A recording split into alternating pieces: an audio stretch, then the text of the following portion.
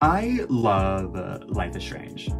The Life is Strange series was made for girlies like me. They are my comfort games. They are my source of joy. One could say I'm a fan. So when I saw Life is Strange Double Exposure announced trailer, I freaked. I freaked the freak out. If you've been around for a minute, I did play Life is Strange True Colors on the channel, and I'll be linking that playlist in the description if you want to check that out. But for now, we need to watch this trailer together. Just so I'm not a dirty liar, I have seen this trailer already. I watched it once or twice last night when it came out, but we need to talk about this. I swore I'd never use my power again. But 2 nights ago,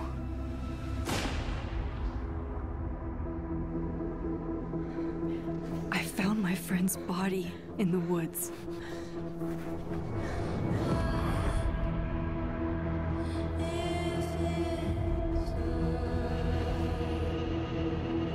I don't know I won't interrupt. We'll save the thoughts for the end, sorry. who I can trust,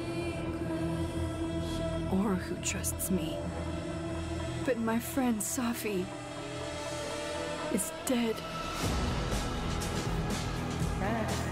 So why can I still hear her voice? Focusing my power, I somehow shifted into a parallel timeline. Here, Safi is still alive, but danger stalks our every step. And only I can investigate both realities. Hang on. Parallel world? It's the same as this one, except you're dead. I can still save Safi if I can solve and prevent the same murder across 2 timelines.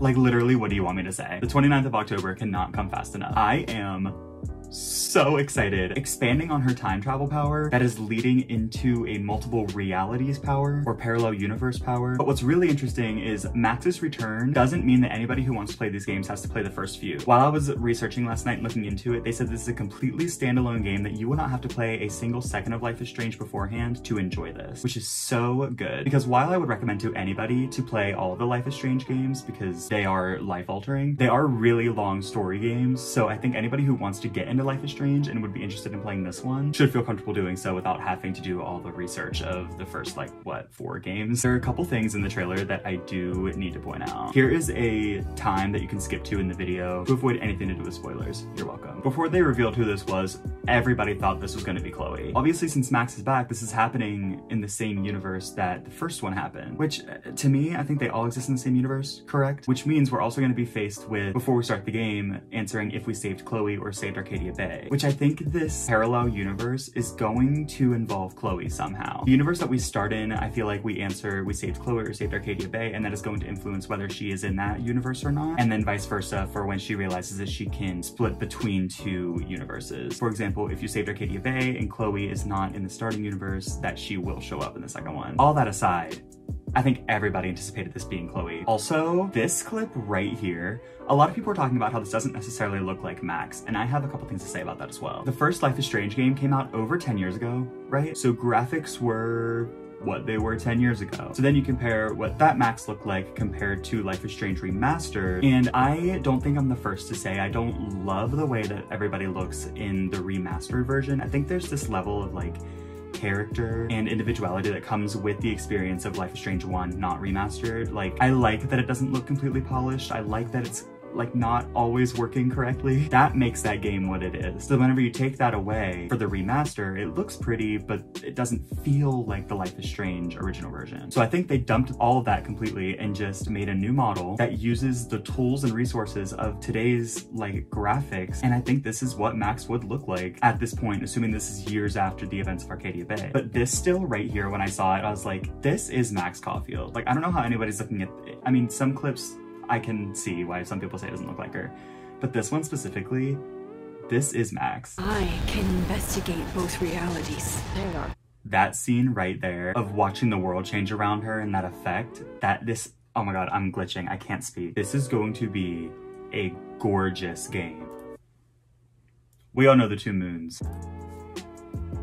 Who else thinks that's Rachel Amber? I want to see a show of hands. That is Rachel Amber's face. People want to talk about that Max doesn't look like Max. She looks like Rachel Amber. Even if it doesn't end up being Rachel, it's Rachel to me. No, I'm so excited. I'm like actually like over the moon excited for this game. I think the graphics are going to go insane. I think the story is going to be so good. And I do think that even when they say this is a completely standalone game that you don't have to have played the first few to like enjoy it, I think there's going to be so many moments in this game that tie into the previous games, which is the same thing that happened with True Colors. Is that you don't have to play all the first games to play True Colors. It's a completely standalone, you know, story, which it is, but there's so many things about that game that are reminiscent of the older games and references and like outfits and things that you would only understand if you played the first couple. And I think the exact same thing is going to happen here ×3. Like I think there's going to be a lot in here that if you've played the first few games, you're going to appreciate so much more. Let me know if you'd like to watch me play Life is Strange Double Exposure when it comes out. And again, my True Colors gameplay is in the description if you'd like to check that out as well. And I'll see you next time.